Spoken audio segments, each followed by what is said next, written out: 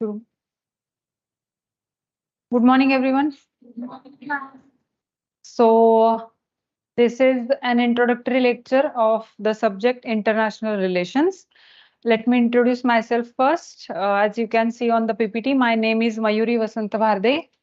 I have done BA, MA in Political Science, and I have cleared both NET and SET. Now, NET and SET are the exams which are necessary for you to clear if you want to teach that particular subject in senior college.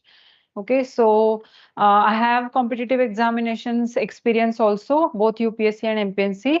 I have been selected twice for state services. I have appeared for many mains and interview as well. But now I have stopped preparing and appearing for the examination, and I have done my LLB also. And for past 3 years, I have been teaching this particular subject in foundation course.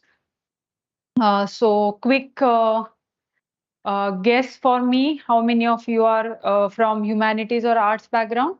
Raise your hands, please. Okay, commerce. Okay, and science or any professional course or degree you have. Okay, so majority of you are from science background or the arts background. Fine. And one more clarification I need. How many of you are not comfortable in English? Everyone understood English. Okay. Is there any problem if I will be conducting this lecture majoritarily in English? If you don't understand any particular term or word or analogy, just raise your hand and ask your doubt. Okay. So I prefer to speak majoritarily in English. Okay. If only some of you don't understand, then I will switch over to Hindi, unless and until you raise a doubt. Otherwise, it will be in a English medium only. Is that clear to everyone? At the back benches also? Will you all be comfortable? Fine. So today's topic is international relations, and that is to introductory lecture. So first of all, I will give you idea about what this topic is. Now, as you can see on this slide, this is the physical map of the world. That is sheet map of the world. This is not the spherical map, okay? Because Earth is spherical, but it is visually good for the eyes to look at the sheet map. Now, why we are looking at this particular map is because this is the actual visual of the Earth, where you don't have any international borders, any bifurcations, division of the territories, anything else. It is like the throughout Earth globe will look at bird's eye view if you look at it in a sheet view. Okay. Now, as you can see, I have here shared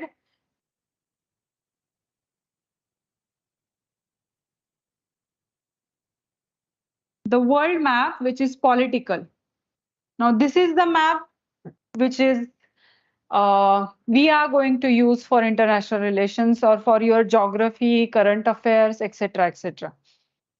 As you can see on this map, there are multiple colors, and you have studied it in your geography topic in your school years. So you know why this map is colored in different ways, because these are the colors which notifies the territory defined by that particular state and agreed by rest of the world. So this is where India's boundary, the state in which we live, or for which civil services you are going to appear after you graduate, after 3 or 4 years, right? Now, most famous countries everyone knows: Canada, USA, this European continent. So there are many of continents are there. 7 continents, everyone knows, right? Now, in these, most continents are habited by the human beings. The Antarctica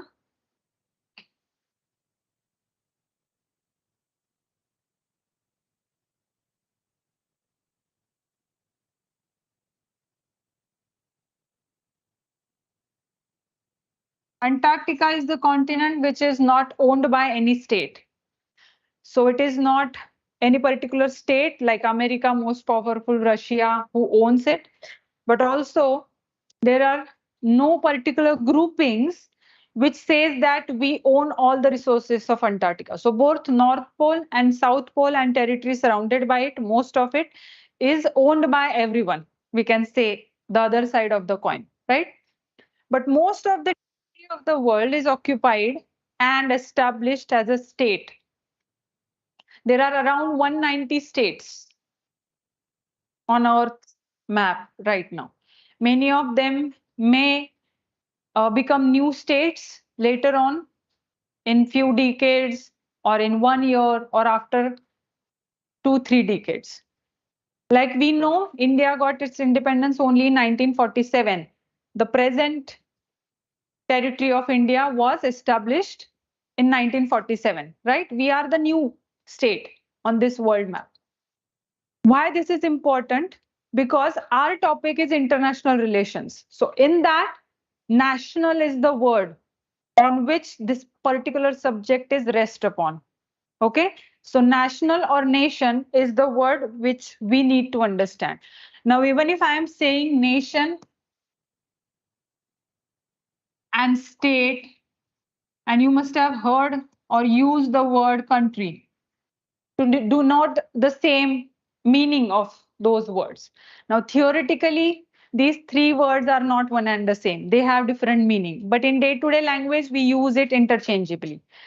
In international relation, the topic we are going to introduce today, where these nation words come picture. Therefore, we need to understand a little bit about this word so that we will understand the scope of this subject. Fine?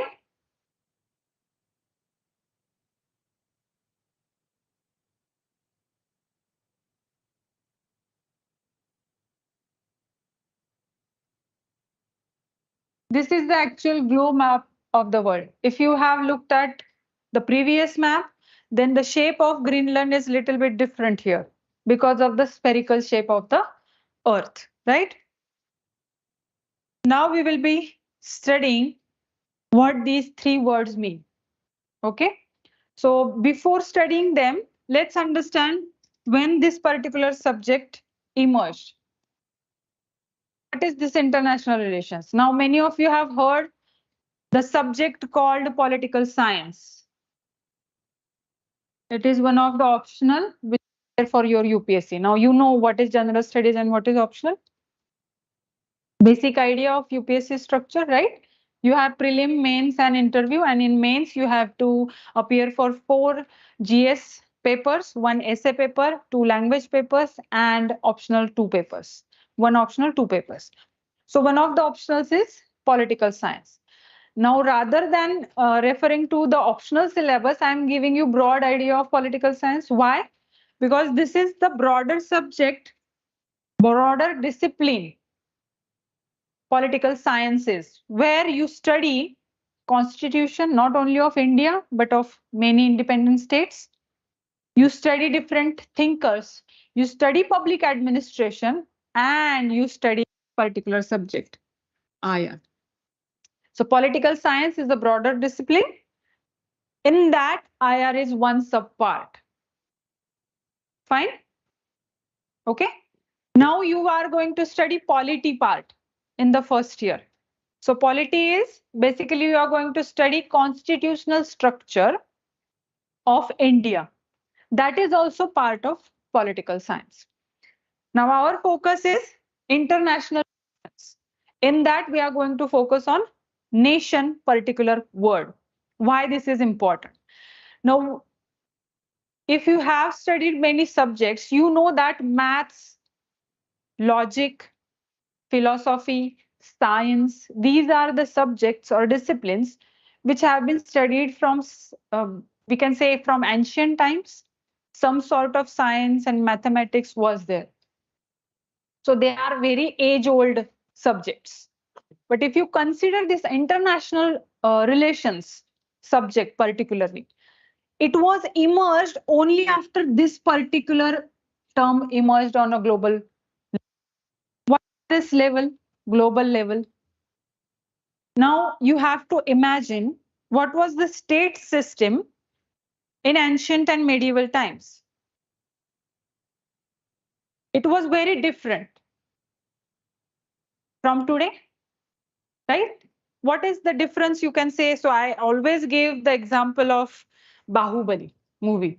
Now, even if you haven't watched it, but you have heard the story or the main theme of the both Bahubali cinemas. The type of system, governance system that was there in ancient medieval time and the system of governance that is existent today. There are some similarities. There are some many differences, we can say. Can someone or anyone try to give me the difference between both the systems? Monarchy, yes. One by one, please. Yes. Yes, right. Barter system, yes. But our focus should be on governance system. Barter would be the definition for economics. Hereditary is the basic uh, problem we can say was there in that sense. And policies, yes. Administration, yes. So we can say similarities. There was some sort of rule. There was division into who was ruling and over whom he was ruled. There was no chance of she was ruling, right? Yes, ministers were there, but concentration of power was in the hands of the king. And the major difference is people are the supreme or sovereign in today's world.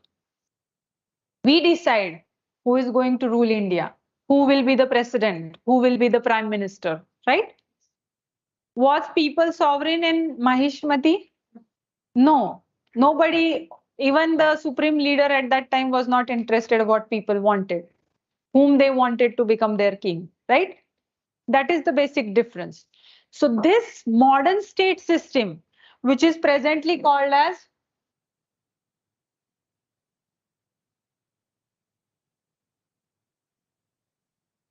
nation state system, which was emerged in 17th century. This is the model which has its roots in the 17th century Europe. Okay, we are not going into detail right now, but this nation system where people will have some say in electing or nominating the members who are going to rule. There will be people-centric administration rather than of the sovereign people or supreme leaders. There will be concentration on maintenance of the peace rather than waging a war, right?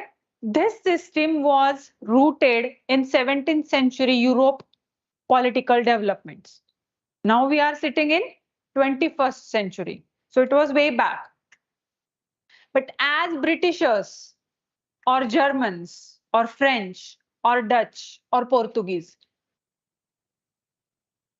went beyond European continent, they took their thinking, their philosophy, their way of governance with them to different colonies where they ruled. Like, for example, Britishers ruled India, British India, which was including India, Pakistan, Bangladesh, and Myanmar presently. These four countries were part of British India, right? So they brought their way of functioning, their way of governance in India. That is how we got introduced with this form of Western form of governance. This is applicable to each and every corner of the world, that world map we have just seen, right? So this nation state system got spreaded all over the world in 19th and 20th century. This is how this nation state system got popularized by these European, we can say, rulers throughout the world. So therefore, One fun fact you can do after we finish the class, you can look for world political map on the Google of 1920 or 25 or 45 and world map of today, political world map today, that is 2023. You will see immense change in the world political map. The new states like India, Pakistan, Bangladesh got emerged after 1945, that is Second World War. Okay, it has drastically changed world political map. And that is how, as the number of states enlarged, the cooperation, coordination, and conflicts between the states and among the states increased. Are you getting my point? And therefore, the so-called ruling class, so-called authoritative class or authority class felt the need that there should be some sort of machinery, some sort of discipline which will actually analyze and look for the relations between and among the states, so that the havoc world has seen during First World War and Second World War should not happen again. Because the major lacuna after First World War and Second World War happened, first major lacuna, every thinker and analyst of First World War and Second World War thought that it is because of lack of communication and coordination channel among the states that led to these world spread world wars. That too, within 2 decades, 2 world wars have happened. So there should be one discipline, one subject where you are going to focus on broader picture of the world, where your focus will be of maintaining the relationships between and among the states. Understood? So if you look at the age of the subject, it is not age old. It is not 200 years old, 500 years old, 1000 years old. It is only 100 years old subject. So if you look at the subjects like mathematics, history, logic, philosophy, science, it is very young subject. So many things are developing in these subjects. Dynamics are changing, terms are changing, like nation, state, country, nation, state. Multiple terminologies will be used and there will be happening something or the other in this field. If this is how this subject is broad, how you are going to study it for UPSC? Ultimately, we have to narrow down to approach to the UPSC, right? So let's move on to the syllabus of the subject.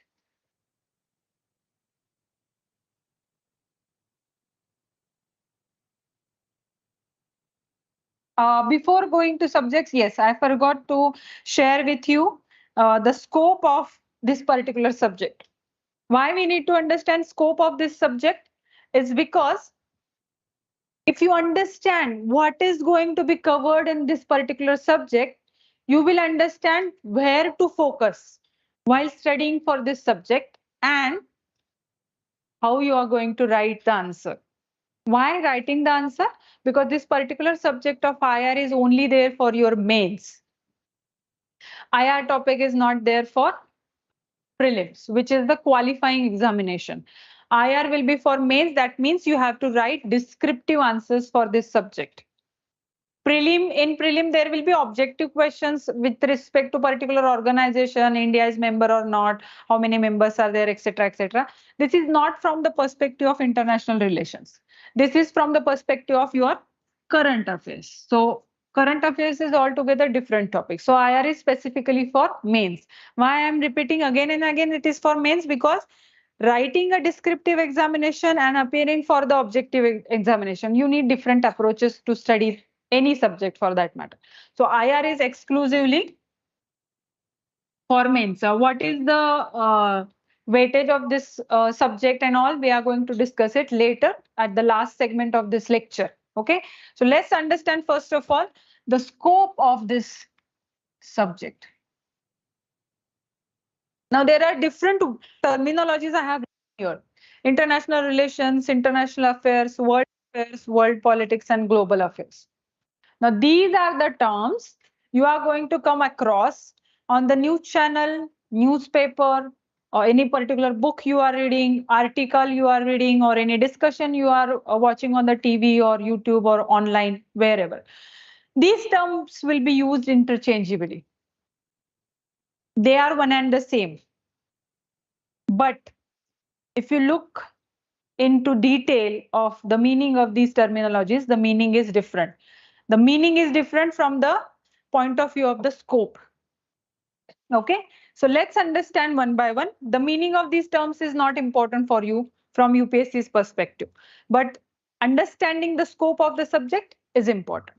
So as we have discussed, international relations are as a discipline to study relationships between or among the states, two states, like for example, India, America, British India and Germany, British India and Italy, for example. You have studied Indian history in your school way back 2, 3 years. You have appeared and you have studied very well at your best. So try to recall that history. Was India party to fought Second World War from Britishers' side? What was India's point of view? Official position of Indian freedom struggle.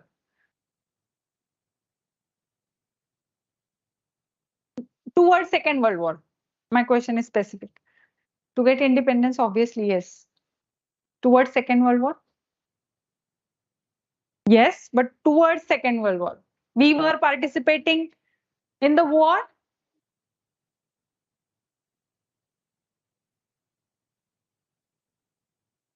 Yes, but what was official position of India? You don't know that. You have read it in your 10th standard, but you have studied it from factual point of view. This is the question comes to your mind when you are appearing for UPSC. Okay, so you will study it later on in your history classes in the first year itself. So let it be, even if you don't know the answer. But that is how British India had its official position on the particular current affairs at that time, 1945, 1939. 39 to 45 is the time period where Second World War was fought. So India's official position, even if you don't know, is actually telling us what India's point of view as a British India, even if it was a colony, towards Second World War. Whether we are going to participate it or not. Okay. International relations means whatever your point of view, your opinion, your action with respect to any particular international event. That will be like international sports event, coronavirus outbreak, or plane hijack, Ukraine-Russia war. There are multiple things happening in the world politics right now. Okay. But if you look at this word only talks about the literal meaning of this word is relationship between or among the states. It is not going beyond that. But after Second World War, the scenario changed. Do you know any names of the organizations? International organizations? We will, yes. I will write UN, SARC, SCO, yes.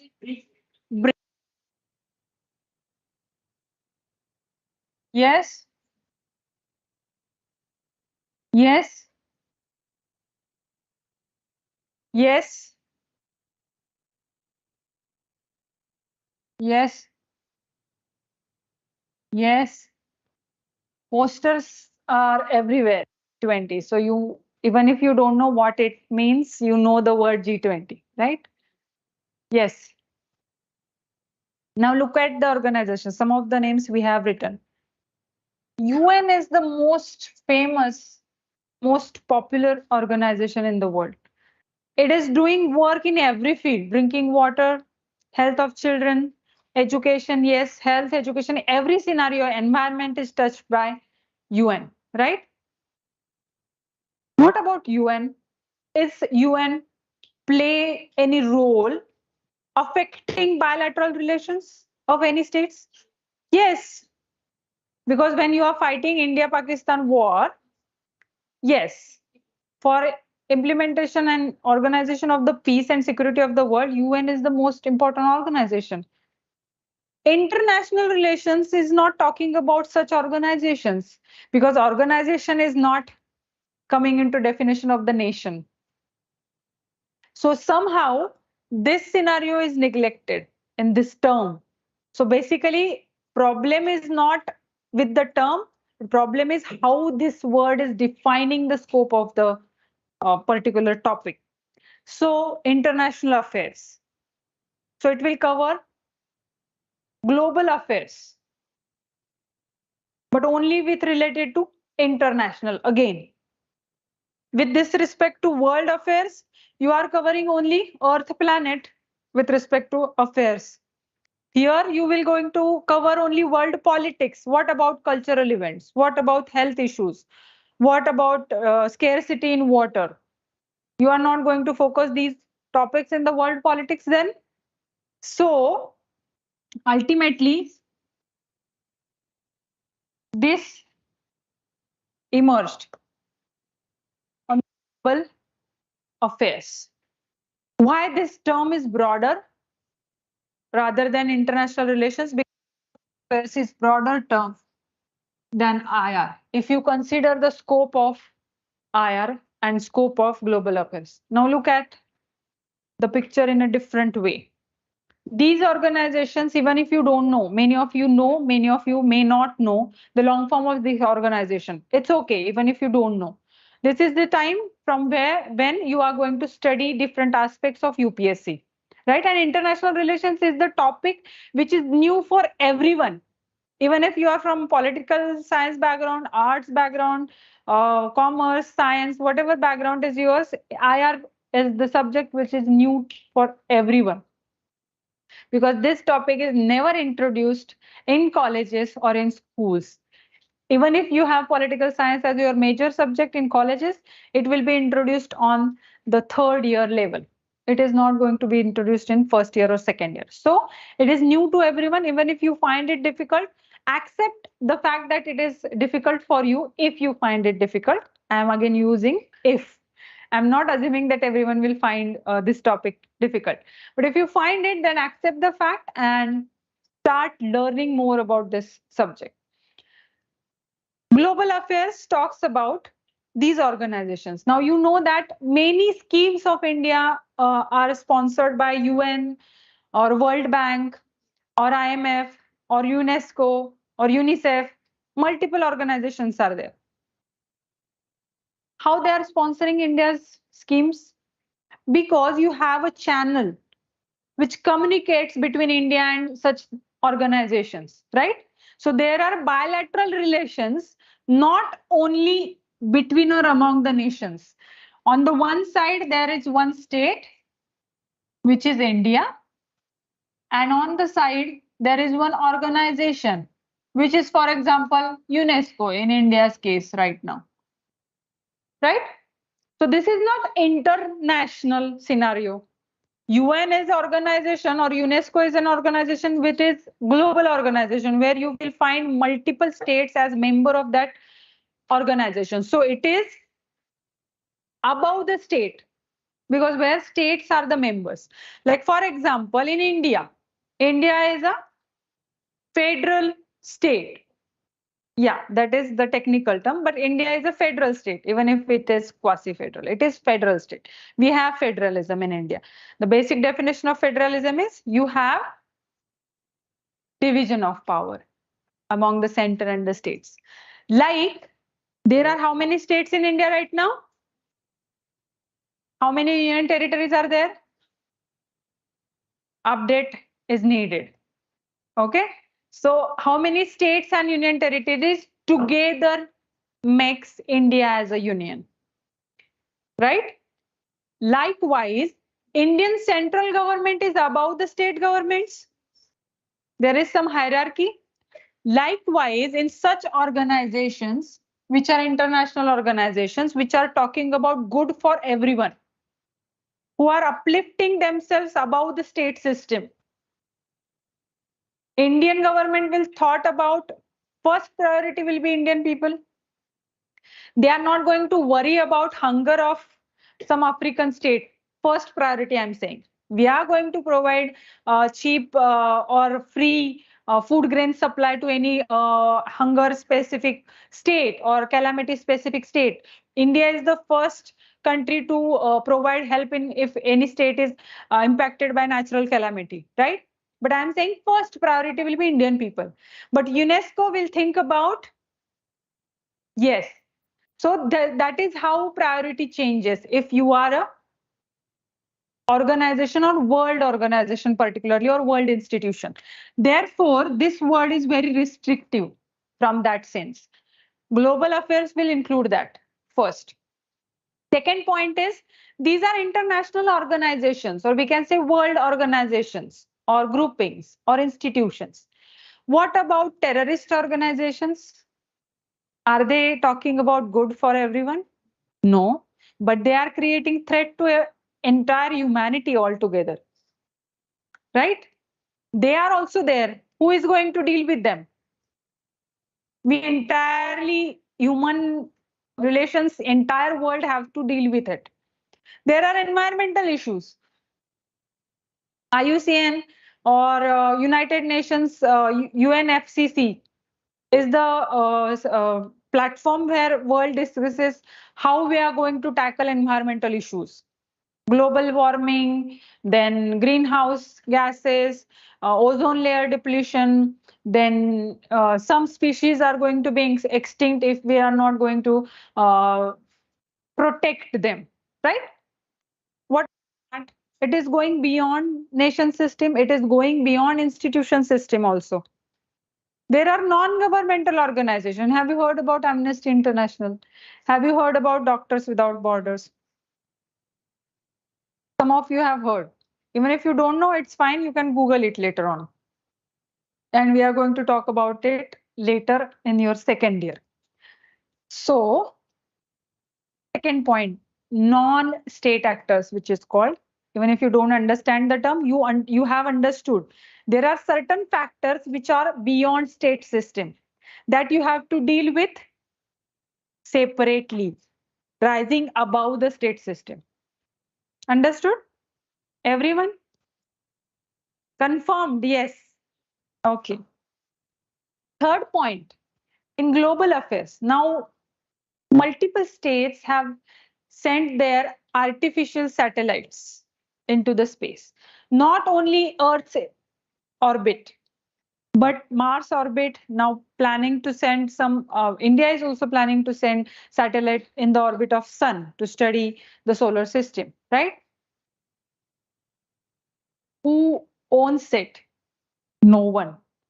But there might be some fights, problems, and chaotic situation may arise outside India's borders. That is, we are talking about going beyond any political border and sphere of atmospheric, what we can say, beyond the space or inside the space of the earth also.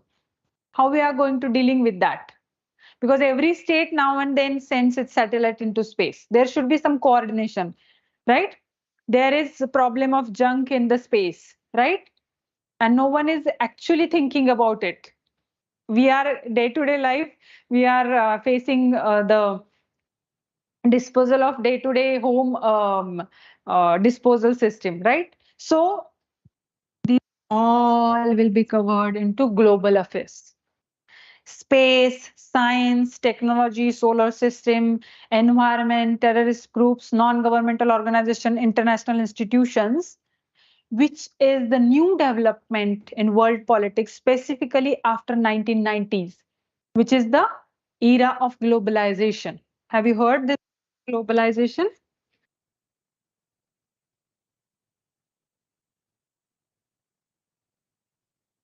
So you are going to study these all topics. This is the scope of international relations. Even if your syllabus says international syllabus, it means this global affairs term, the scope of the subject. Even if it looks heavy and a very vast topic, once you understand the syllabus, we can narrow down your focus, how to cover this particular topic. Clear? Everyone, last benches. Should we move on to next slide? Okay, fine.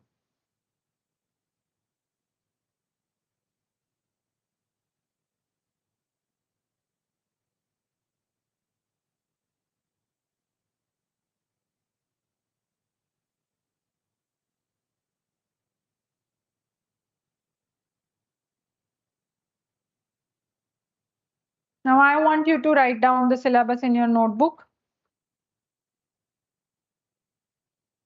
Even if you have taken a photo or a screenshot, online students specifically, I want you to actually write it in your notebook.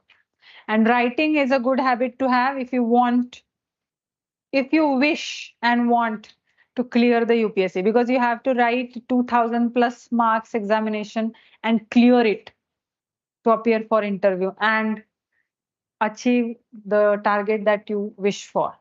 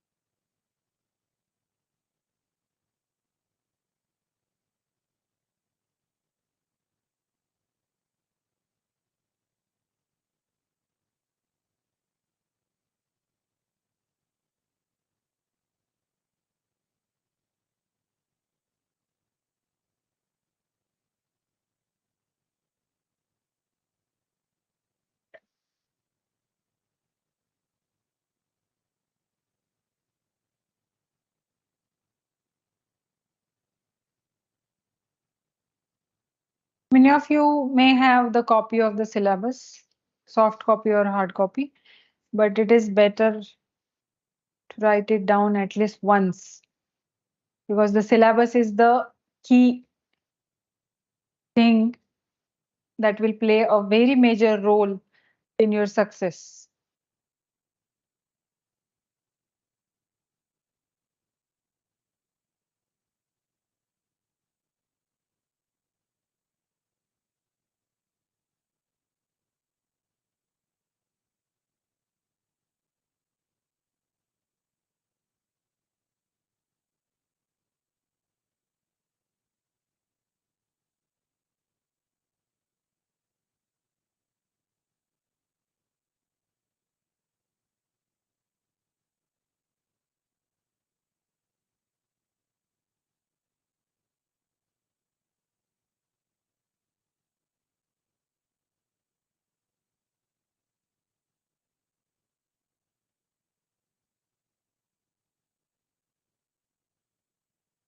Done?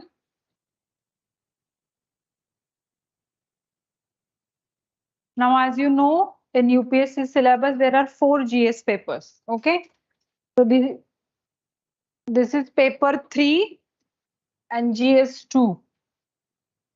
First paper is of essay. Second is GS1. Third is GS2. There are 4 GS papers. In that, GS2 is where we are connected, international relations. Paper name is Governance, Constitution, Polity, Social Justice, and International Relations. In that paper, this international relations is the topic which we are discussing today. This is not the only syllabus of general studies. This is a part of GS2, which is only international relations. Rest of the syllabus you will get from UPSC's.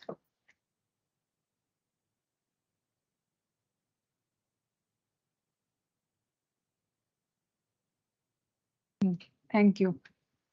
www.upsc.gov.in is the actual website of UPSC, from where you can download the entire syllabus of UPSC.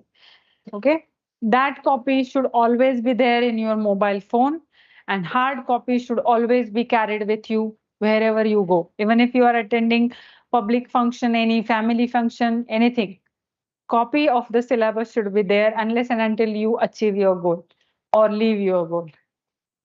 Either of the scenario. Syllabus is the key. Okay, I'm repeating. So this paper is for 250 marks. What is the weightage of IR? We will discuss it later after understanding the syllabus. Okay, so I'm going to number it. These are the 4 syllabus points mentioned in UPSC GS2 syllabus. Let's understand one by one. Okay, so first point is India and its neighborhood relations. If you look at the syllabus points, every majority times you will see name of our state is mentioned. First of all, you have to understand if you are going to be a civil servant and if your preference is not IFS, majority of you may choose other posts as your preference.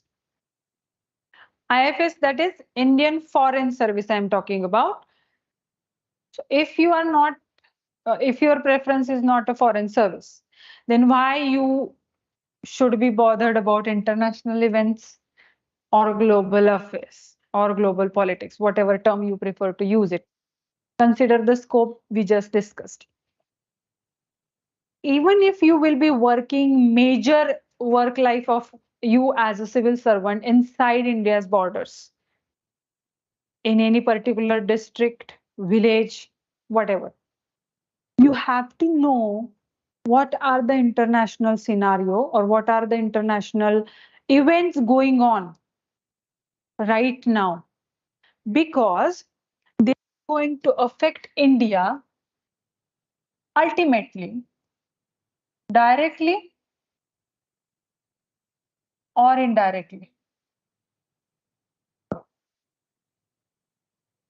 Like, for example, you must have heard about Ukraine-Russia war is going on.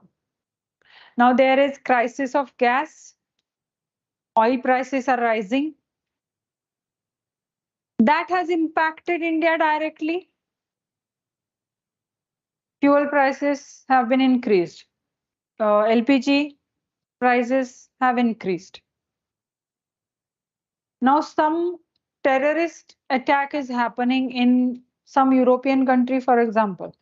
India is not going to be impacted directly, but there is indirect impact or indirect relations, because that has its origin in some Asian country with which India is having border or India is not having border.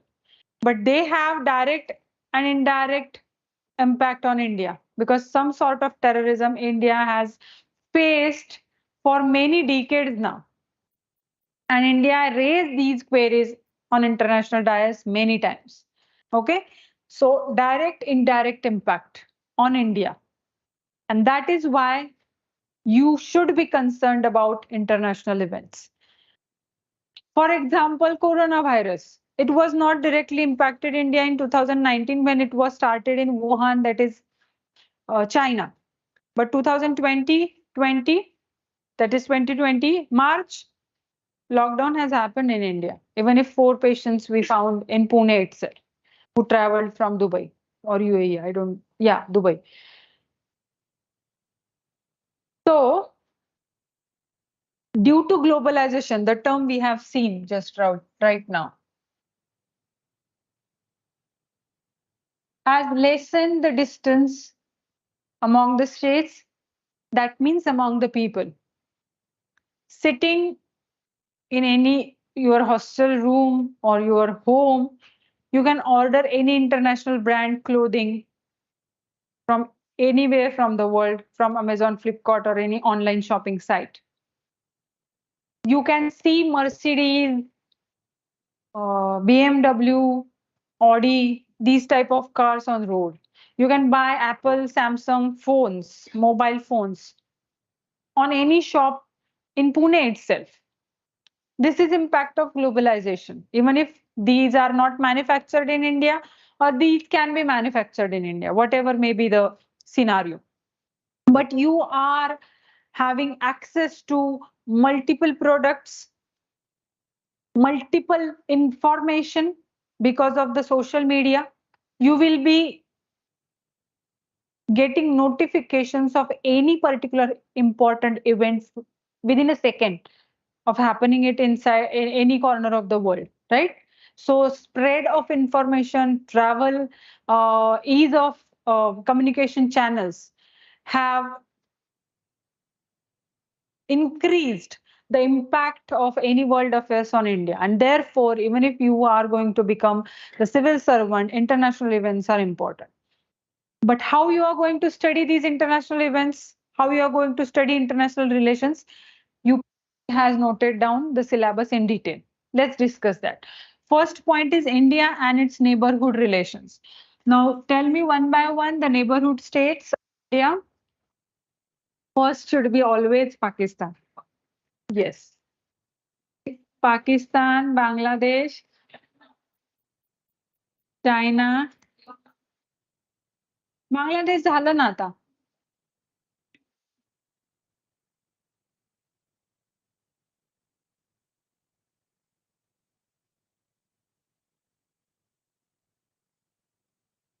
Yes. Sri Lanka and the Maldives are the two states which where we share maritime boundary, and rest of the states where we share territorial boundary, right?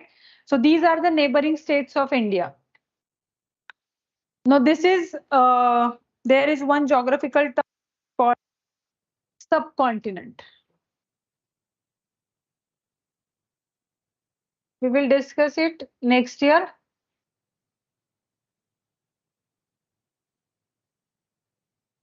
You know the term continent, right? Which has distinct physical features and which separates it from rest of the world because these physical features separating them. So there are how many continents? 7 continents. India is part of which continent? Asia, right. In that, Indian subcontinent is the one which is including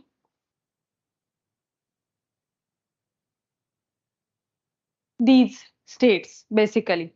So most of Indian neighboring countries are included into Indian subcontinent. Okay, why this is important? Why UPSC this particular topic in the first point of the syllabus itself? That is what we need to focus on. Neighborhood is important first of all to India is because we are connected with these countries from time immemorial, right? Because we have relationship, people to people contact, and we were like one civilization since Mohenjo-daro and Harappa, okay, ancient times. So we have links, cultural links, economic links, trade links, which has its root in ancient times.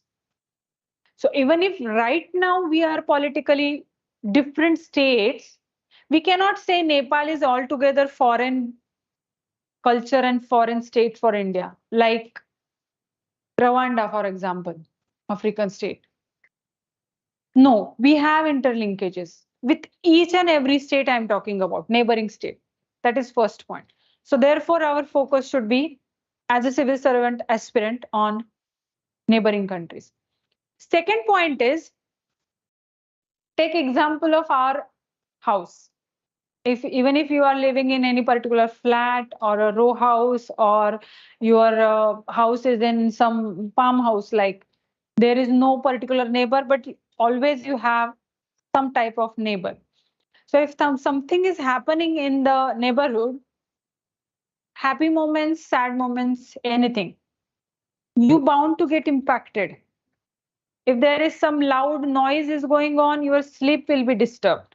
If someone is cooking some special dish in that house, like for example pav bhaji or any particular special dish of that household, one dish will be served to your home, and you will do the same to return that plate to that house, because you cannot give it in, yeah, empty manner. So you bound to develop relationship, even if you live there for only 1 year. But if you are living there from like generation to generation, you bound to create relations which go beyond neighborhood. It will be like family relations, very close and tight relationship you will have. That same is applicable to the state system also, because we all, that is neighboring countries, all are new independent states. Every state of Indian neighborhood got its independence after 1947 or around that time period. Plus we have similar geographical situations, so we have similar type of natural resources, similar type of problems: lack of skilled human resource, lack of education, poverty, lack of infrastructure, not having technology to exploit the natural resources, etc., etc. Therefore, if India wants to become the developed state,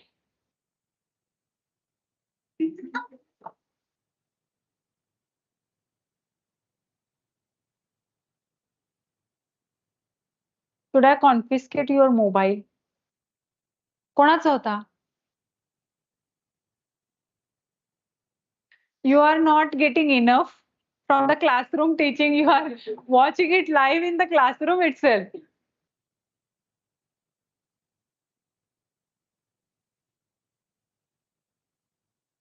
So what was the point we were discussing?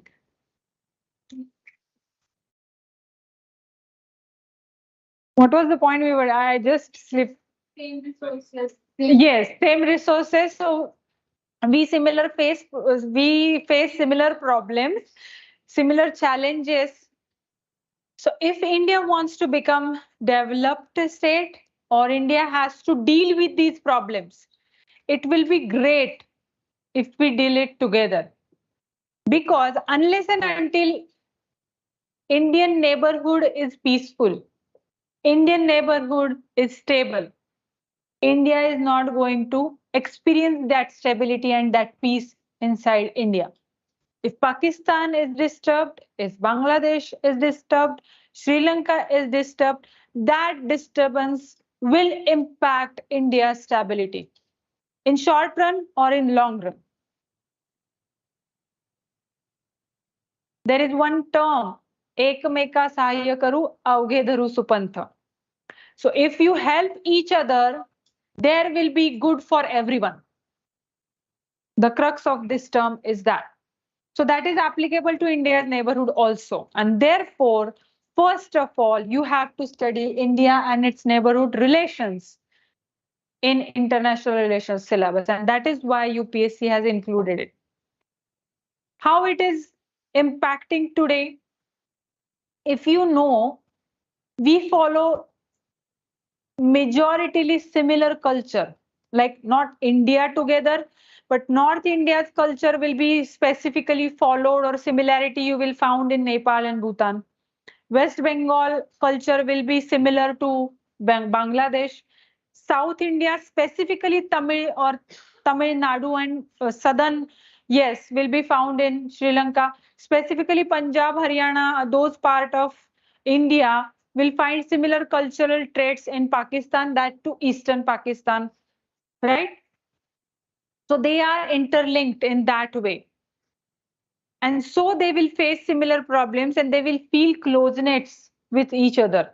There are exchanges happening across the border. Marital relations are there. Okay, in Nepal also, you must have seen many Gorkha were appointed as a security personnel outside any building or any society. These people you will find as domestic helps, mostly working in many Indian cities, even in Pune also.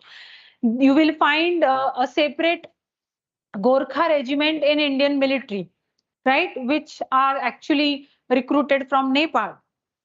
So this is how you are having faith in Nepali citizens to protect not only Indian borders but Nepal borders also. Where do you find such faith and such interconnectedness? Very less in European countries. But it is the unique scenario where India is situated, which is called as Indian subcontinent. And therefore, India neighborhood relations are very important point for us as UPSC aspirants. Okay, let's move on to second point.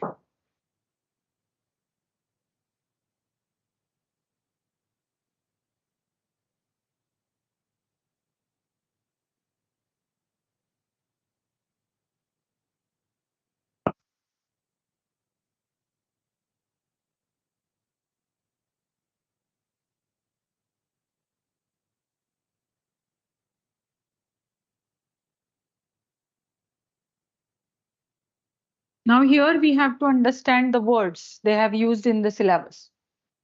Okay, first one is bilateral relations. Okay, now here bi means two.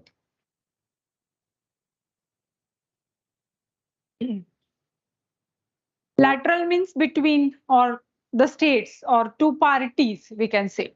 So either side there will be two states. There will be one state and one organization or any non-state actor, or there will be one side, one group of state, and another side, second group of state. So any relationships between two parties will be bilateral. Opposite to bilateral is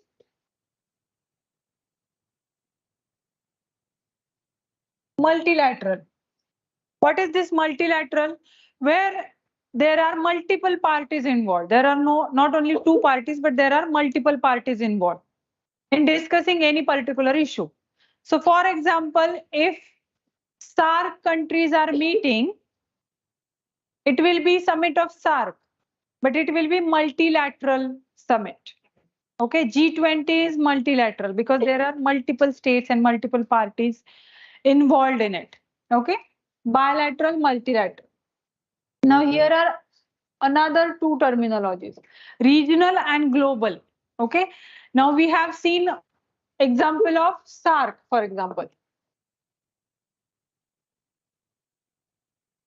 And you have said EU also.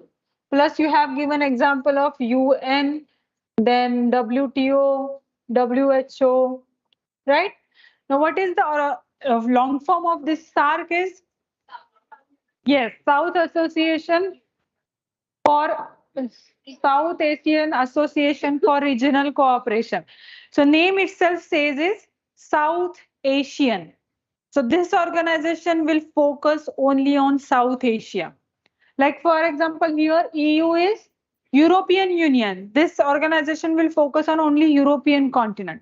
So these are the examples of regional organization. When you talk about specific geographical region, it will be regional organization or regional grouping. So it can be a loose group like group of 20. G20 is group of 20. There is group of 7, group of 70 plus. Okay. So loose groupings or particular having charter and agreements, and then it is forming as a organization. Institution like these or institutions like these. UN, WTO, WHO, these are the examples of global groupings, global institutions, where each and every state, independent state, is allowed if you complete formal criteria of that organization, you can become member of that organization. So like for example, 1947, before that itself, India was member of UN as part of British India. Okay. Nepal and Bhutan were not member of UN till 1970s. They become member of UN in 1970s. So fulfilling criteria of UN, and then they become member of United Nations. So that is applicable to each and every organization. So there are organizations, there are groupings, there are regional organizations, there are global organizations, and also there are agreements. Like for example, there will be agreement. You must have heard about this in your economics. GATT, General Agreement on Trade and Tariff. I have written it wrong. Double T. General Agreement on Trade and Tariff. Okay. There are different agreements happening with respect to environment also.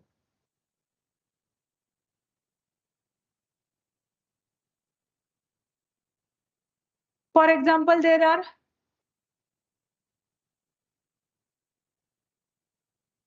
any agreement you have heard about, like protecting environment or for nuclear weapons. Yes, NPT is there. Any other agreement you have heard of? Yes. Have you heard about Paris Pact 2015? Yes. Yes. Yes. So there are different agreements also which happen outside or in the auspices of any particular organization. Okay. These agreements also happen. Understood? Bilateral, regional, global groupings and agreements. Understood? Now major crux. There are multiple agreements happening throughout the world. There are n number of organizations. There are n number of agreements, regional organizations, groupings. What we should study? Where should be our focus? Because you have to cover other subjects also for your UPSC preparation. So UPSC is giving a hint involving India and or affecting India's interest. That's important. So if India is not member of any particular organization, like for example ASEAN, India is not member of ASEAN. India is not member of EU. India is not member of NATO, for example. But where you have to focus, even if India is not a member, if that organization's any decision, any agreement, or any summit is going to affect India's interest, then that should be your focus while studying. So, involving India or affecting India's interest is important. India should be at the focus. If it is directly or indirectly affecting India's interest, what is India's interest? That is interest of the people of India. So if America is going to stop export of wheat to India, or right now India has banned export of rice. Everyone knows about it. It is impacting globally. Food grain prices are also forecasted that they will rise because deficient rainfall, right? It is going to impact India.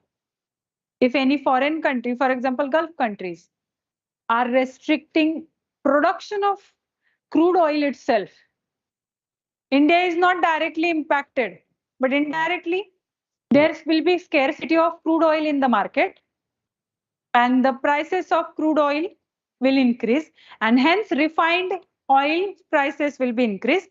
And so Indian people are going to be impacted by rising in the prices of the petroleum products, right? So involving India and or affecting India's interest. I want you to read this second entire point from the syllabus and confirm me that you have understood the second point. Then we will move on to third point.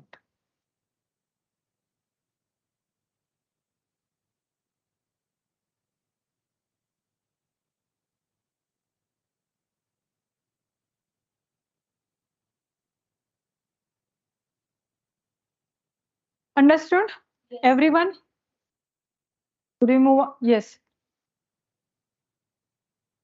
Global groupings. Okay. So there are groupings, that means some states come together and form formal group or informal group. Formal group means it will have its own name. Okay. So for example, European Union is a regional grouping because it's talk about only European continent. But WTO name itself says World Trade Organization. It is a formal group, institution it is. So that is grouping, formal or informal. Formal groups will be called as institutions or organizations, and informal will be called as groups only. Understood? Any other doubt? No? Okay. So third point now. No. Yes. Yes. Effect of policies and politics of developed and developing countries on India's interest. Here I am dividing third point into two, 3A and 3B. First, let's understood point 3A, which has two terms which you need to understand the syllabus: developed and developing. Now you are the first year student. From you to know the entire in detail definition and meaning of developed and developing. What is that? But the word itself has very simple meaning. Some things are very in a very good shape somewhere, and some things are not in good shape or good facilities available in some part of the state, right? So there is, according to that, countries are divided actually into three groups. UPSC, even if mentions only two words here, that is developed and developing, but we also should know third category, which is least developed countries. Developed, developing, and least developed. That means the simple way of defining development is when there are widespread facilities available in any particular state. Which facilities? Schools, good infrastructure, transport system, internet, electricity supply, clean drinking water, roads, railways, air connectivity, health, that is from primary sector to topmost multifunctioning hospitals. Everything is there. That is tangible form of development. But when you look at the percentage of education, percentage of female participation in governance and work sector, and etc. etc. Productivity, then life expectancy, that all will be included into development. So mostly Western countries, for example, America, Canada, then most of the Western European countries like UK, France, Germany, they are considered as a developed states. Understood the meaning of development? Developed states. Now developing. The most developing countries are concentrated in Asia and South American continent, specifically. Very less example is there of developing countries in African continent. Okay. So India is the most famous example of developing states. Why? Because you have concentration of development in cities, like for example, if we take example of cities in Maharashtra, Pune and Mumbai will be in a better state compared to Nashik or Kolhapur. Nagpur will be also one of the developed cities. And throughout India, Kolkata, Bangalore, Chennai, then metro cities, for example, Chennai, then New Delhi, these will be considered as developed areas of the state, right? But what about the area like northeastern states? They don't have even today connectivity. Leave alone air and railway connectivity, there is no road connectivity itself. Outside, if you travel outside 30 kilometers outside Pune, there will be very bad roads, village to village connectivity. So you have some sort of development, but there will be areas where there is lack of development. And you are on the path of development. So you are not developed, you are also not least developed. You are in between. So that will be developing countries. What is least developed? There will be very less development there. So rather than saying these countries as underdeveloped, you try to have a positive approach and positive terminology. So they are now called as least developing or least developed countries. These are mostly concentrated in Africa continent specifically. Now, why we are going to discuss them in IR? Again, syllabus itself says effect of policies, politics of developed and developing countries on India's interests. If any particular developed state decides any particular policy which is impacting India's interest in a long run or in a short run, this India has to consider it, and therefore we should know it as civil servant aspirant. What is the example of it? Politics of any particular developed state. What was happening 3-4 months back in UK? Any idea? No. Okay, let's take example from history. For example, there was enmity between USA and USSR. Were you aware of it? You have learned who were in Marathi medium Shita Yuddha and those who were in English medium Cold War. You have studied about it in your school 10th history book. Okay. So that impacted India's interest directly, indirectly, short run, long run, from every angle. Because India was newly independent state, India needed resources, India needed funds, India needed guidance. And that was available in these two, with these two countries only, right? If we consider right now, if 2-3 years back, USA banned or cut the quota of HB1, H1B visa, that was actually used by world working people to go to America for work. But it was actually taken advantage by many Indian IT sector companies, specifically Infosys. And that was impacted direct relationship between India and USA. It was reversed back later on, but it was badly impacted India's IT sector at that time. So that was a politics or policy of developed state. For example, developing economies or developing states like China. China decides to raise prices of, for example, or China decides to stop exporting or stop importing any particular good from India. Like, for example, Indian pharmaceutical companies have very high restrictions to export in China. That is the big point where India is trying to convince China to allow Indian pharmaceutical companies to export to China.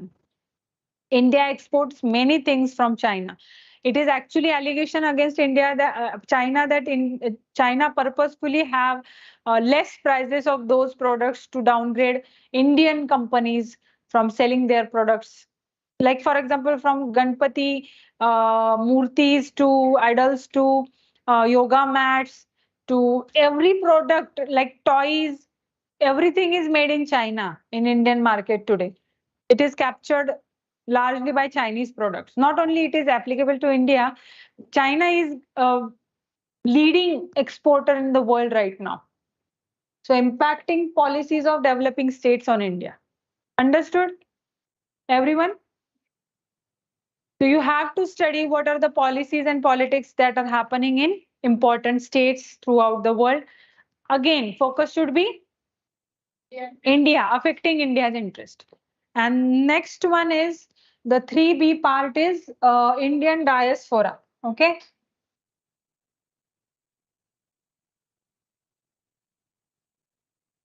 What is Indian diaspora? Now, simple meaning of Indian diaspora is anyone who has his or her roots to India will be part of Indian diaspora. Okay. So if you have presently migrated to any particular country for your work purpose, but you have Indian citizenship, so that is called as non-resident Indians, part of Indian diaspora. If your mother, grandmother, grandfather, great great grandfather, grandmother have migrated from India in 19th or 18th century in Myanmar, for example, or UK or Germany, and their descendants are having Germany's citizenship right now, they will be part of Indian diaspora because once upon a time they were Indian citizens or residents of India. Okay, so Rishi Sunak, Kamala Harris, Priyanka Chopra, Sania Mirza, famous examples, rich people examples. But the laborers, for example, there are many Indian laborers who are working in Gulf countries. Okay, IT professionals, Australia and America, Silicon Valley, most probably, all will be part of Indian diaspora. Okay, now why it is included in your syllabus? Again, if you consider in together diaspora, for example, China was the most populous country of the world. India is now will become the first largest populous country in the world. China is not having largest diaspora. India is the one who is having largest diaspora of the world. Indians are not only making India populous, but they have populated entire world. And they are in a position, or they are in better position in those respective countries. And India is in dire need of any help they can provide in India's development. So you are representative of India's culture, you are representative of India's ideas, you can provide help in any sort, like for example, sharing your intelligence, sharing your knowledge, sharing your funds, sharing your guidance in any sector of India through which India can achieve its developmental goals. That is why Indian diaspora is important. Now, Howdy Modi, wherever Narendra Modi, Prime Minister of India, visits any foreign country, he will have a gathering with Indians who are living in that particular state.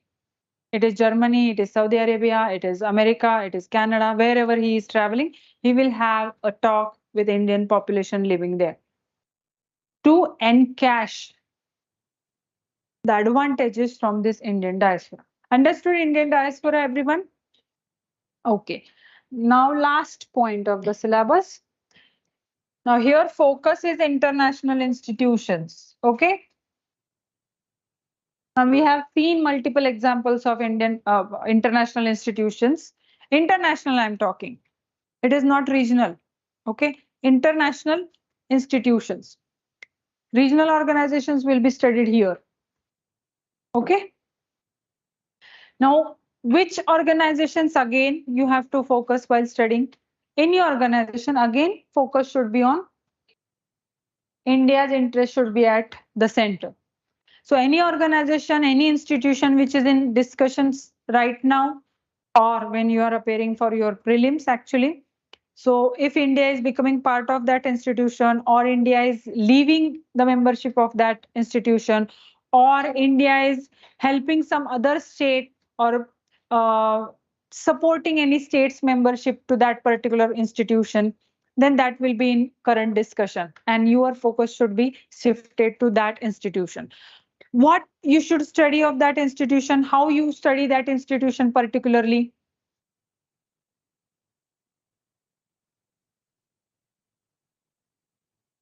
Are you lost? Lack of concentration is there. You don't found it interesting. What you were looking at? Windows are also closed. You were looking at a wall or ceiling. Where you were lost? That should not happen in a UPSC classroom, okay? You will let it be. You are old enough. So institutions, in which way you have to study these institutions? You should know long form of that institution, obviously, where the headquarters is located, how that institution works, what is their mandate, what is their target, how they are going to achieve that target. India is member of or not, what role India plays in that institution. Each and every angle of that institution should be studied. Obviously, center should be India's interest. In every, please remember, India's interest is at the center. Okay. Now I want you to read this syllabus once again for the last time. And if you have understood the syllabus, then we will move on to the next segment. So read it once, either from the slide or from your notebook.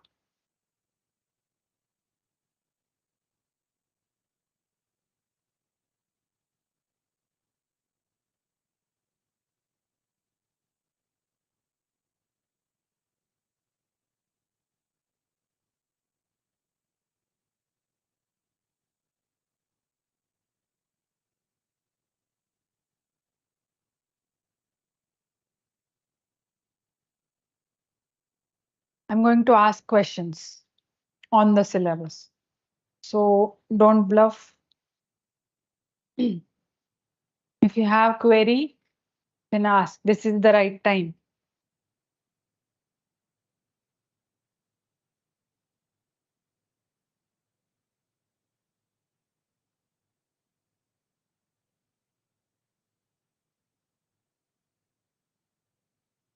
Last point, mandate. How they are going to work, what is their line of action. Not particularly India. Like for example, WHO works for only health. Their primary focus will be on the health of the humanity entirely. Then how they are going to improve the health of the population. Like for example, in women, particularly India, anemia is the major problem. For children, for example, malnourishment is the problem. So they will have a set of targets. They will have set of ways how they are going to achieve those targets. So combination of that will be included into structure and mandate.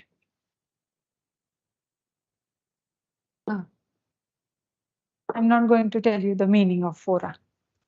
You have to search it in the dictionary. It is plural form of a word.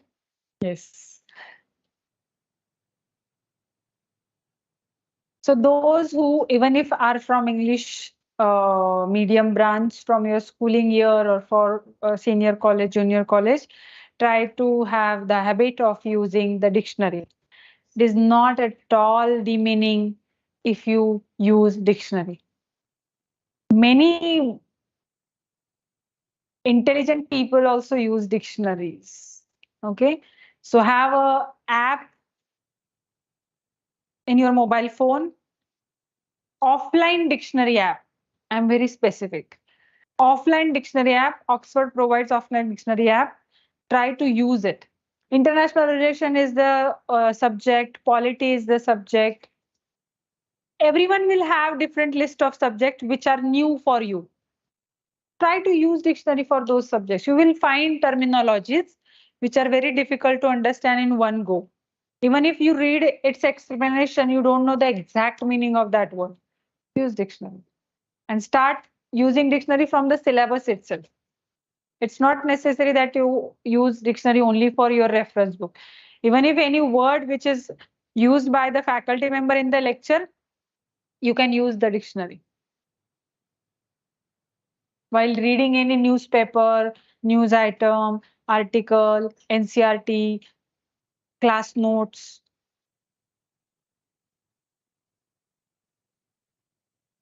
Any other doubt? Every lecture, every year, every batch. Same question, same answer. Okay. Should we move on to next slide? Okay. So we are now going to Look at the questions. Don't start writing, don't start reading the question yet. Let me give you the UPSC, as we have talked about. IR is in your GS2 paper. So every year since the syllabus has changed, the paper pattern for IR is there will be two questions for 15 marks and there will be two questions for 10 marks. Oh,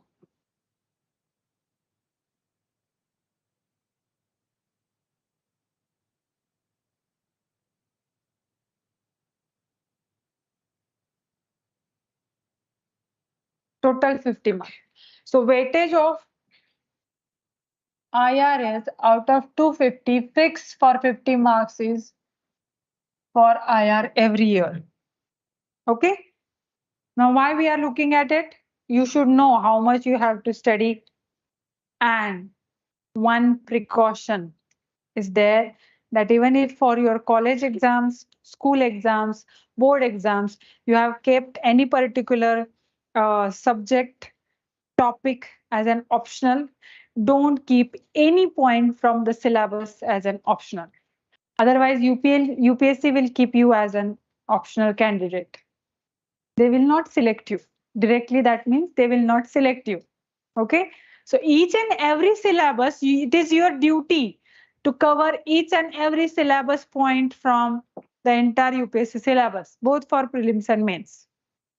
Clear? Now for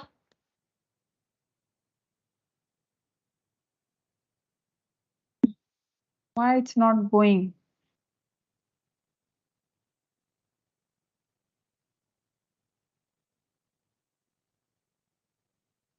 Not going.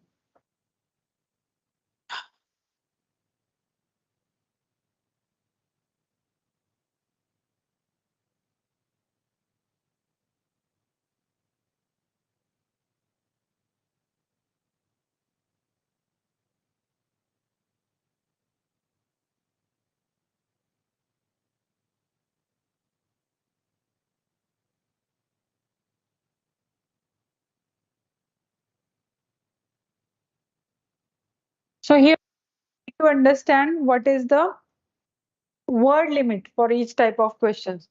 So for 15 marks question, you have to write it into 250 words. 10 marks question, you have to write in 150 words. Now, why this word limit? Even if on your paper, college paper, but you don't mind it. For UPSC, you have to mind it because you have to write 250 marks paper into 3 hours. In college, you cover 80 marks paper into 3 hours. So it is improportionate, the writing speed. So your logic in colleges and board exams was you have to write 1 page, 2 page, back to back, 3 page. That is your logic for answering the questions in college exam. That logic is not at all, never applicable in UPSC mains. So you have to, that will be eventually taught to you how to count the words, how to write the exam, how to prepare your answer later on, which will be discussed later on by the faculties, respective faculties. So here 150 words and 250 words limit is there for IR questions also.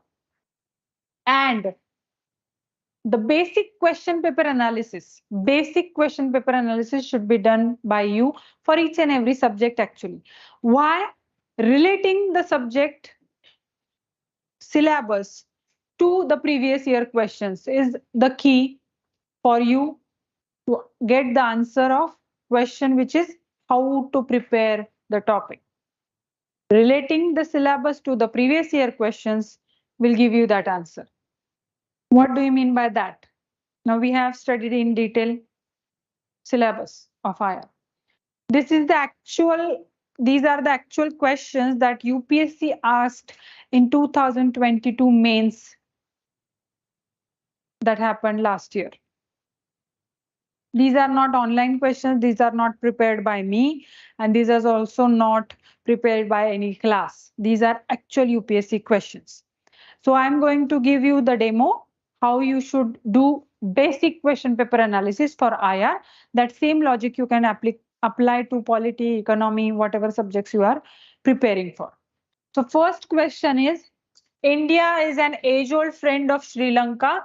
Discuss India's role in the recent crisis in Sri Lanka in the light of the preceding events. Now, what is basic question paper analysis? You should not focus on the answer of this question. If you don't know the basics of IR, you are not aware of the IR terminology itself.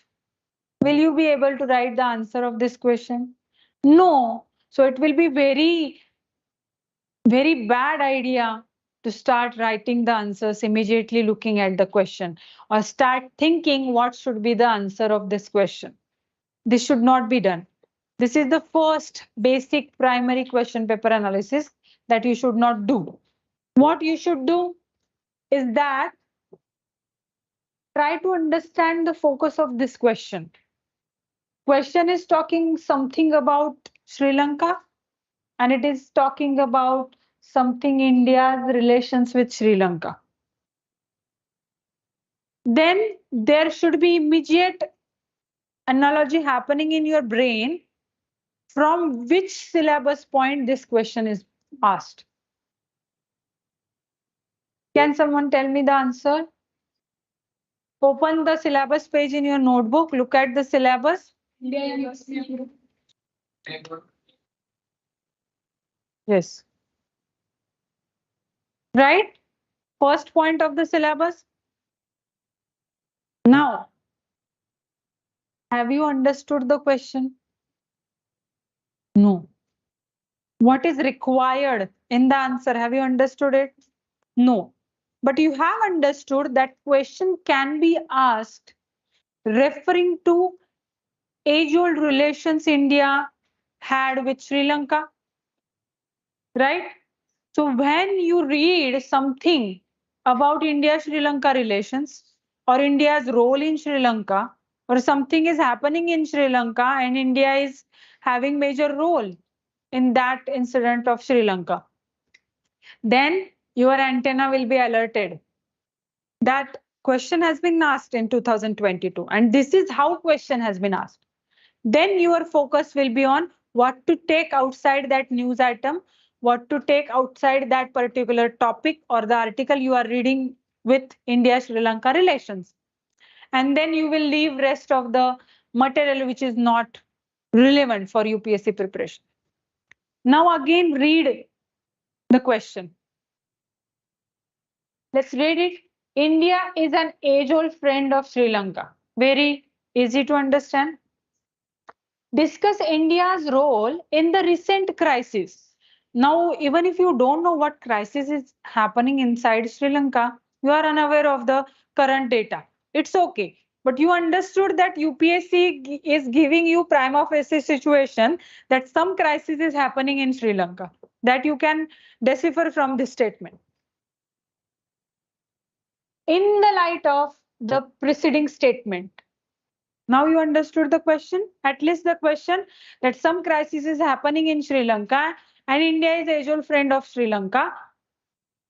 So ultimately UPSC is asking you how India is dealing with some crisis in Sri Lanka. Is India helping? Is India not helping? What is India's role? What is India's stance? Indirectly, that is what Sri Lanka is asking, right? UPSC is asking, not Sri Lanka, sorry. Now let's use this same similar pattern with the second question now. Now you have to try guessing which point in the syllabus is focused in this question. Relate it. First, we will try to read it with the class. Do you think that BIMSTEC is a parallel organization like the SARC? See, the question is 3-4 lines big. What are the similarities and dissimilarities between the two? How are Indian foreign policy objectives realized by forming this new organization? Now, focus areas of these questions. This question is BIMSTEC and the SARC, right? So this is actually about some type of grouping, organization, right? And their relationship, and obviously they are focusing Indian foreign policy. So UPSC itself gave you the focus that it is talking about India's angle here. They are not talking about what is SARC, when SARC was established, what is long form of BIMSTEC. It is expected? No. In the answer, no, obviously not.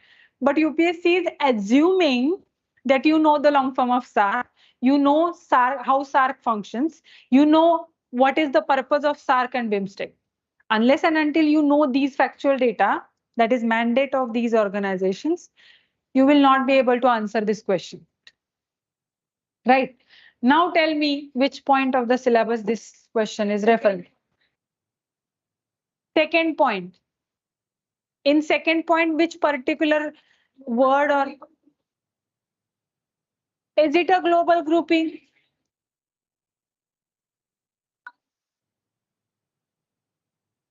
Is it a global grouping? I have just told you the meaning of global grouping and regional grouping.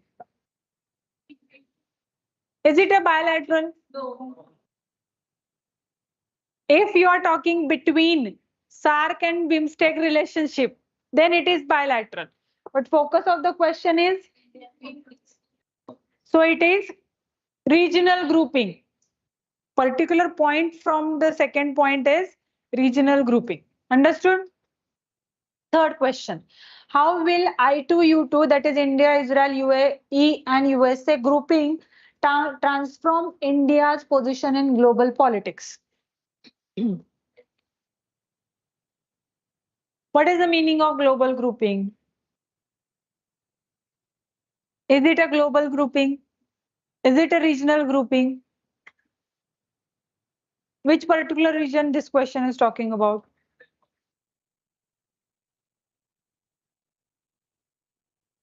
Start questioning. Start guessing. Guessing is required in UPSC. Prelim, mains, interview.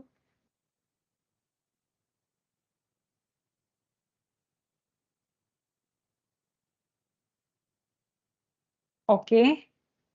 It's good that you have tried. This is not right answer. Which point do you think from which this question has been asked? Let's eliminate. First and fourth point of the syllabus have been eliminated because it is not related with that. So it is confused. Confusion is between second and third. So tell me which point? Second. Why third? India's interest is altogether focus of the syllabus itself. Which point in the second point of the syllabus?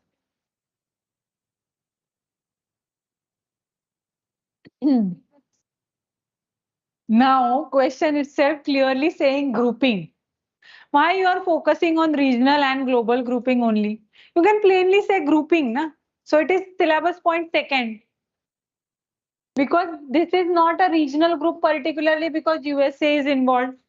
And also location of Israel, India and UAE is not coming together in particular West Asia, South Asia, North. They are scattered in Asian continent, and USA is altogether in different continent. But there is one background on which this grouping was formed. Even if you don't know that, this word is enough. Link it to the second point of the syllabus. Last one is clean energy is the order of the day. Describe briefly India's changing policy towards climate change in various international fora in the context of geopolitics. Now, first and second point has been eliminated by everyone. So it is confusion between third and fourth because someone said third here, someone says fourth point. So let's conclude which point is most relevant to this question. Why third and why fourth?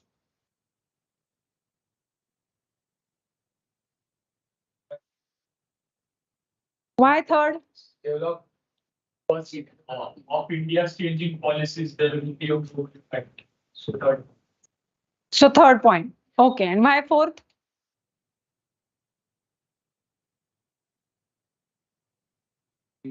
For it to, it will be a key path for them to counter Yes. on this problem. Yes. So inclination of this question is in the fourth point of the syllabus, largely. Why? I have told you, even if in the fourth point, name of India is not mentioned, but I have told you international institutions, their way of functioning, mandate, target, how it is going to impact India, whether India is involved or not. That angle always should be studied by you when you are going to study international relations. So environment is the topic, climate change we have referred, which is large topic. I have referred to 2 or 3 agreements and organizations also. So from that background, it has been asked. Okay, now quickly come to the 2001 paper now.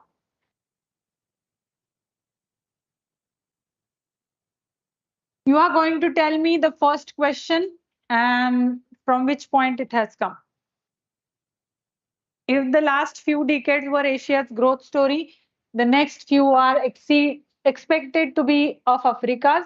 In the light of this statement, examine India's influence in Africa in recent years. How neighborhood? How bilateral? Neighborhood? How can you say neighborhood? Africa is in not neighborhood of India. It is actually, we do not share maritime boundary with any African country.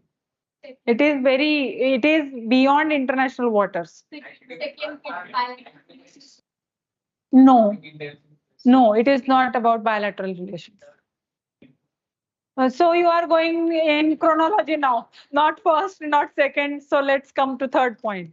Even if I say not third point, then you will move on to fourth point now. And then when I say not fourth point, you will say it is out of the syllabus question. No, it is not. Why third or why second?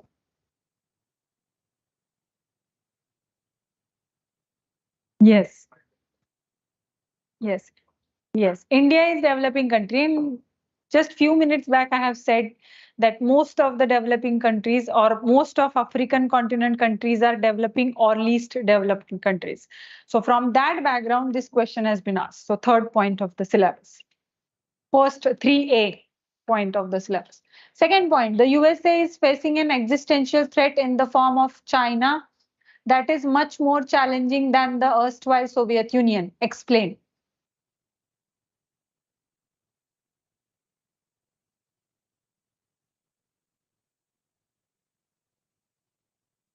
Why fourth? Were they mentioning any institution name? No. So fourth should be discarded, first should be discarded. At least now, after analyzing 5-6 questions, you should not give me very what discarded options from the syllabus. So confusion should be between 2 and 3, not 1 and 4. Why third?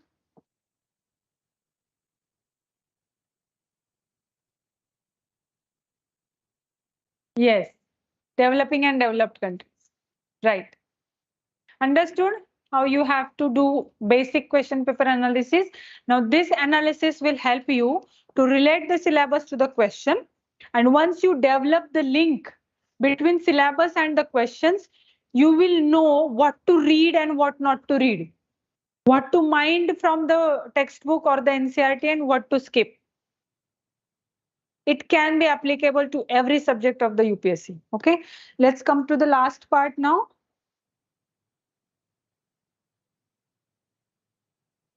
Many of you ask me when I finish introductory the IR that we have ample time, we have distance education, or we don't have much attendance in college, or I suggest always to attend the lectures from your college. I don't suggest any time that you should bunk your college. You should attend your college.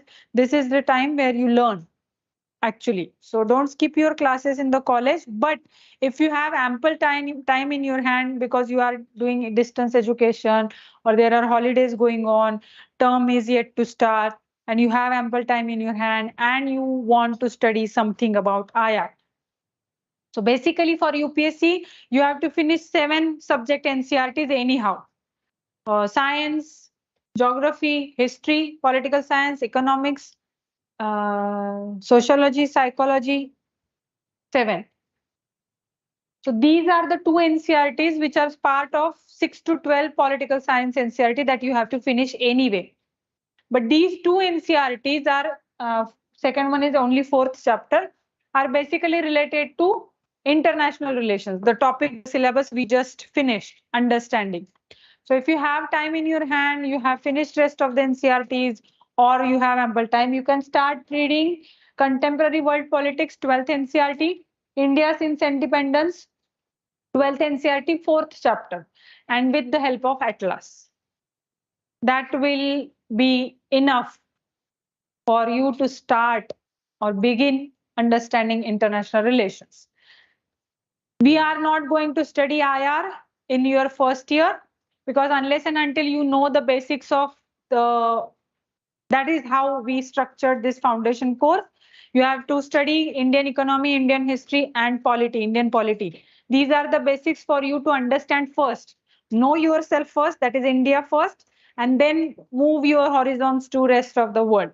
So IR will be studied in the, I haven't been finished yet. So stop making noises in the classroom. Otherwise, you have to leave immediately the classroom. Don't make any noises. Hello, I am still talking.